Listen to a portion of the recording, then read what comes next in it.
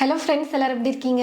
இன்றைக்கி நம்ம வீடியோவில் நைட்டு டின்னருக்கு எங்களுடைய வீட்டில் வந்து பார்த்தீங்கன்னா இடியாப்பம் தேங்காய் பால் வந்து செய்ய போகிறேன். அந்த ரெசிபி உங்ககிட்ட ஷேர் பண்ணலான்னு சொல்லிட்டு இப்போ எல்லாமே ரெடி பண்ணி வச்சுருக்கேன். வாங்க இடியாப்பமும் தேங்காய் பால் எப்படி செய்கிறதுன்னு பார்க்கலாம். தேங்காய் பால் வந்து ஈஸி தான். இடியாப்பம் வந்து பார்த்திங்கன்னா வீட்லேயே அரைச்ச மாவு வச்சு தான் இப்போ நான் வந்து பண்ண போகிறேன். வீட்லேயே வந்து எப்படி அரைச்சேன் அப்படின்னு சொல்லிட்டு ஃபஸ்ட்டு நான் உங்ககிட்ட ஷேர் பண்ணிக்கிறேன். நல்லா பச்சரிசியை ஒரு 2-3 மணி நேரம் தண்ணியில் ஊற வச்சுட்டு அதுக்கப்புறம் நிழல்லே காய வச்சுட்டு கொஞ்சம் ஈரமாக இருக்கும் பார்த்தீங்களா, அந்த ஈரமாக இருக்கிற மாதிரி மாவு அரைப்போம். கொஞ்சம் ஈரமாக இருக்குது அப்படின்றதுனால நல்லா கொஞ்சம் ட்ரையாக வர வரைக்கும் ஃபஸ்ட்டு வறுத்துக்கலாம். நீங்கள் கடையில் கூட இடியாப்ப மாவு வாங்கிட்டு வந்து யூஸ் பண்ணிக்கலாம். அது வந்து நல்லா ட்ரையாக தான் இருக்கும், வறுத்த மாவாக தான் இருக்கும் நம்ம கடையில் வாங்கும்போது. அப்படி வறுத்த மாவாக இருந்தாலும் நீங்கள் ஒரு டைம் வந்து கடையிலேருந்து வாங்கிட்டு வந்தாலும் சலிச்சுட்டு கடையில் ஒரு 2 நிமிஷத்துக்கு மாவு லைட்டாக சூடேற மாதிரி நீங்கள் வறுத்து எடுத்துக்கோங்க. இப்போ ஈரமாவுன்றதுனால நல்லா நம்ம எடுத்து இப்படி மாவு வந்து கீழே இப்படி போடும்போது இப்படி திட்டு திட்டாக விழாமல் நல்லா நைஸாக கோலப்பொடி மாதிரி விழணும். அந்த மாதிரி நம்ம வந்து வறுத்து எடுத்துக்கலாம். வெறும் கடாயில் இப்போ எடுத்து வச்சுருக்கிற மாவு வந்து சேர்த்துக்கிறேன். ஸ்டவ்வை வந்து கொஞ்சம் மீடியம் ஃப்ளேம் இல்லை லோ ஃப்ளேமில் வச்சுக்கிட்டே வறுத்துக்கலாம். எங்கள் 2 பேருக்கு அப்படிங்கிறதுனால நான் வந்து கொஞ்சமாக செய்கிறேன். ஆளுக்கு ஒரு 2-3 இடியாப்பம் இருந்தாலே கரெக்டாக இருக்கும்.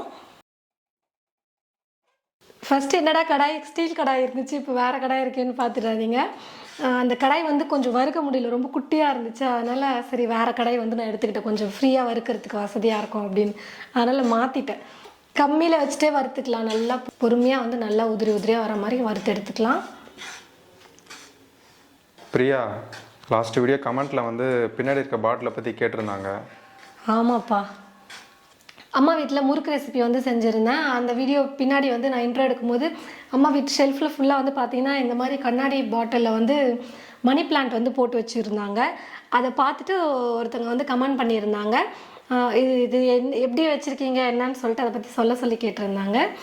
இது பாட்டில் வந்து பார்த்திங்கன்னா கண்ணாடி பாட்டில் வந்து நரசூஸ் காஃபி பவுடர் இருக்குது பார்த்தீங்களா, காஃபி தூள், அது இன்ஸ்டன்ட் நரசூஸ் காஃபி அது வாங்கினது தான். இது ஒரு 2 வருஷத்துக்கு முன்னாடி எங்கள் அண்ணனுக்கு வந்து இந்த காஃபி வந்து ரொம்ப பிடிக்கும். அதனால் வந்து அவன் அதிகமாக இதை வாங்கி வச்சுருப்பான். அண்ணா வந்து இப்போ பிடிக்காதா?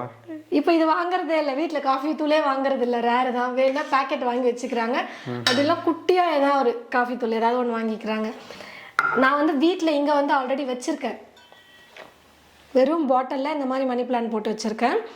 அங்கே அம்மா வீட்டுக்கு போய் பார்க்கும்போது எனக்கே வந்து ஷாக்காக இருந்துச்சு. என்னடா இது கொஞ்சம் டிஃப்ரெண்ட்டாக அழகாக இருக்கே, மூடியெல்லாம் போட்டு சூப்பராக. இப்போ இது பார்த்தீங்கன்னா இது வந்து அப்படியே கீழே விழுற மாதிரி இருக்குது இல்லைங்களா, இது வந்து அழகாக ஸ்டிஃபாக நின்றுட்டுருக்கு பாருங்கள், அந்த மாதிரி இருந்துச்சுன்னு சொல்லிட்டு பார்த்தா எங்கள் அப்பாவோட ஐடியாவாம்மா இது. அப்பா வந்து மூடியும் அப்படியே கட் பண்ணி, கிட்ட கட்டுங்களேன், மூடியை வந்து நடுவில் கொஞ்சம் இந்த மாதிரி கட் பண்ணிவிட்டு அதுக்குள்ளே வந்து மணி பிளான்ட் வந்து ப்ளேஸ் பண்ணியிருந்தாங்க.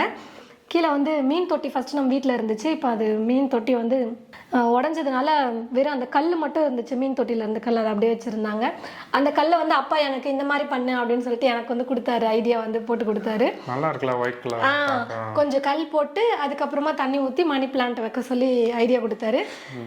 ஒன்று வந்து ரூமில் வச்சுருக்கேன், இன்னொன்று 2 வந்து பார்த்திங்கன்னா இப்போது கிச்சனில் எங்கேயாச்சும் வைக்கலாம் அப்படின்னு சொல்லிட்டு பிளான் பண்ணிகிட்ருக்கேன். மாவு வந்து இப்போ நல்லா நான் வந்து வறுத்துட்டேன். அந்த ஈரத்தன்மை போயிட்டு இப்போ கையில் எடுத்து மாவு வந்து பார்த்திங்கன்னா இப்படி போடும்போது அந்த கேப் விழாமல் நல்லா நைஸாக கோலப்பொடி மாதிரி விழுது பாருங்கள். அந்த மாதிரி இல்லை, அந்த மாதிரி சொல்லிகிட்ருக்கேன். அந்த மாதிரி கோலப்பொடி மாதிரி நல்லா நைஸாக விழுற மாதிரி வறுத்து எடுத்துக்கிட்டால் போதும், கரெக்டாக இருக்கும். இப்போ கரெக்டான பதத்துக்கு வறுப்பட்டு வந்துருச்சு. நான் ஸ்டவ் ஆஃப் பண்ணிவிட்டு இது ஒரு பாத்திரத்துக்கு மாற்றிக்கிறேன். வ்ளாக் சேனலில் வேணால் போட்டு காட்டு எப்படி கோலம் போடுறது அப்படின்னு. பெரிய பெரிய கோலமா? பெரிய கோலமா? எனக்கு தான் தெரியாது. இதுவரையும் பெரிய கோலம் நீ போட்டு நான் பார்த்ததே இல்லை. எல்லாம் குட்டி குட்டி தானே போட்டு வாசலில் போட்டனே, பார்க்கலீங்களா? ஆமாம் ஆமாம், கரெக்ட். ஆனால் இல்லை, நீங்கள் ஃபோட்டோ அனுப்புனேன், பார்த்தேன். புள்ளி வச்ச கோலம் தான் எனக்கு தெரியும். இந்த ரங்கோலி மாதிரிலாம் எனக்கு போட தெரியாது. புள்ளி வச்சது ஒரு முறை கோலம் பார்த்துட்டோம்னா கூட போட்டுக்கலாம், பார்க்காமலாம் தெரியாது. ஏன்னா கோலம் போட்டு ரொம்ப வருஷம் நோட்டில் போட்டு வச்சுருக்கேன், அதை பார்த்து வேணால் போடுவேன். தண்ணி வந்து பார்த்தீங்கன்னா சூடு பண்ணி எடுத்திருக்கேன். இதிலே உப்பையும் வந்து சேர்த்துட்டேன். நான் உப்பு சேர்த்து தான் தண்ணி சூடு பண்ணி வச்சுருக்கேன். கொஞ்சம் கொஞ்சமாக தண்ணியை சேர்த்து மாவு வந்து பிசைஞ்சிக்கலாம். கொஞ்சம் சூடாக இருக்குன்றதுனால ஸ்பூன் வச்சு கலந்து கொடுத்துட்டு அதுக்கப்புறமா மாவு பிசைஞ்சிக்கலாம். இதை மிக்ஸ் பண்ணி இடியாப்ப குழாயில் போட்டு புழிஞ்சு அதுக்கப்புறம் வேக வச்சு எடுக்கணும். ஆனால் அம்மாலாம் எப்படி தான் பண்ணுவாங்க, அரிசி இருக்குது, அரிசியை வந்து மாவாட்டி, வெறும் அரிசி இருக்குல்ல அதை மட்டும் மாவாட்டி அதை வந்து இட்லி பாத்திரத்தில் ஊற்றி அதை அதுக்கப்புறமா எடுத்து அந்த சந்தவ பலகையில் போட்டு அதுக்கப்புறமா புழிஞ்சு அப்படி எடுப்பாங்க. நான் வீடியோவில் தான் பார்த்துருக்கேன் யூடியூப்ல. ஆனால் நாங்கள் வந்து வீட்டில் அந்த மாதிரி செஞ்சதே இல்லை. வீட்டில் இப்படி தான் பண்ணுவாங்க இடியாப்பம். நான் இந்த மாதிரி பண்ணி இப்போதான் இதுதான் ஃபர்ஸ்ட் டைம் நான் பார்க்குறேன் அந்த மாதிரி. அப்போ நம்ம ஊருக்கு போனோம்னா அந்த மாதிரி பண்ணி காட்டலாம்ல. ஆமாம். இல்லை, ஆனால் நம்ம சைடு சேலம் சைடு இருக்கவங்களுக்கு நிறைய பேர்த்துக்கு அது தெரிஞ்சிருக்கும். நாங்கள் வந்து சந்தவம் தான் சொல்லுவோம். இடியாப்பன்றதே எனக்கே இது வந்து இடியாப்பனா இதுதான் அப்படின்றது ரொம்ப நாள் கழிச்சு தான் எனக்கே தெரியுது. அப்ப சந்தவம் அப்படின்னு தான் தெரியுங்களா? பஸ் ஸ்டாண்ட்ல ஊருக்கு போகும்போதெல்லாம் பஸ் ஸ்டாண்ட்ல இடியாப்பம் வித்துட்டே இருப்பாங்களா, ஒருவேளை என்னவாதாண்டா இருக்கும், ஒரு நாள் அதை வாங்கி சாப்பிட்டு பார்க்கலாமே அப்படின்னு ரொம்ப நாளாவே எனக்கு டவுட் இருந்துட்டே இருந்தது. சரிப்போ அது என்ன போய் வாங்கிட்டேன் அப்படின்னு சொல்லிட்டு நான் விட்டுருவேன். இடியாப்பம் ஏதோ ஒரு பணியாரம் மாதிரி இருக்கும் போல அப்படின்னு சொல்லிட்டு நான் நினைச்சிட்டு இருந்தேன். சந்தவம் தான் எங்களுக்கு தெரியாது, இடியாப்பம் தான் எங்களுக்கு தெரியும். அப்படியே ஆப்போசிட்டா இருக்கும். நம்ம ஊர்ல சொல்லி சொல்லி பழக்கிட்டாங்க சந்தவம்னா இதுதான். அப்புறமா இடியாப்பம் அப்படின்றது இதுதான் அப்படின்றது ரொம்ப நாள் கழிச்சுதான் எனக்கே தெரியும். எவ்வளவு பேர்லாம் மாறுது இல்ல, ஊருக்கு ஊரு வித்தியாசம் வருது இல்ல. அது நாங்களே நிறைய முறை பேசும்போது வந்து பாத்தீங்கன்னா நாமளே சொல்லியிருக்கோம்ல, ஒரு சில வார்த்தை எல்லாம் அவங்க சொல்றது எனக்கு வந்து புரியாது, நான் சொல்றது அவங்களுக்கு புரியாது, கிண்டல் பண்ணிட்டு இருப்போம் ரெண்டு பேரும். ஆமா, எங்க ஊர் சைடு இப்படி சொல்றாங்க, உங்க ஊர் சைடு இப்படி சொல்றாங்க. லாஸ்டா கூட அந்த மாதிரி ஏதோ ஞாபகம் வர மாட்டேங்குது. இப்போ நான் அதை யோசிச்சுட்டு இருக்கேன். நம்ம ஏதோ சொல்லிட்டு இருந்தோம். மாவு வந்து பிசைஞ்சாச்சு. நல்லா கொஞ்சம் சாஃப்டா இருக்கிற மாதிரி நம்ம வந்து பிசைஞ்சுக்கிட்டோம்னா ப்ரெஸ் பண்றதுக்கு ஈஸியா இருக்கும். இது வந்து கரெக்டான பதம். இதெல்லாம் கொஞ்சம் சாஃப்டாக வந்து மாவு பிசைஞ்சிக்கிட்டா கரெக்டாக இருக்கும். இந்த பக்கம் இட்லி பாத்திரத்தில் தண்ணி ஊற்றி வச்சுட்டேன். இந்த மாவு பார்க்கும்போது எனக்கு வந்து இந்த பொம்மை செய்வாங்களா சின்ன பிள்ளைங்களாம், கிளேவா மண்ணு மாதிரி பிசைஞ்சு, அதான் தண்ணி ஊற்றி வச்சாச்சு. தண்ணி வந்து காயட்டும். நான் வந்து பார்த்தீங்கன்னா வாழை இலை வந்து வீட்டில் இருக்குது அப்படின்றதுனால வாழை இலையில மேலே வந்து மாவு வந்து பிழிஞ்சிக்க போகிறேன். வாழை இலை இல்லைன்னா இந்த பிளேட்லேயே நீங்கள் வந்து பார்த்தீங்கன்னா எண்ணெயை தடவிட்டு நீங்கள் இடியாப்பம் பிழிஞ்சிக்கோங்க, கரெக்டாக இருக்கும்.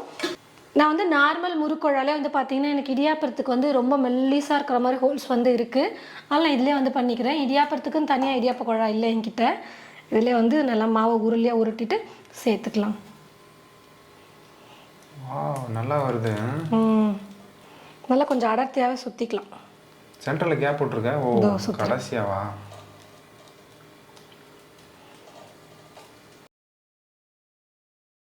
இப்போ இது ஒரே ஒரு தட்டு தான் அப்படின்றதுனால நான் இதில் வச்சுட்டு இதுக்கு மேலேயே வந்து பார்த்தீங்கன்னா இட்லி தட்டுலையும் நான் ஊற்றி வைக்க போகிறேன், சீக்கிரமாக ஆகும் இல்லையா அப்படின்னு.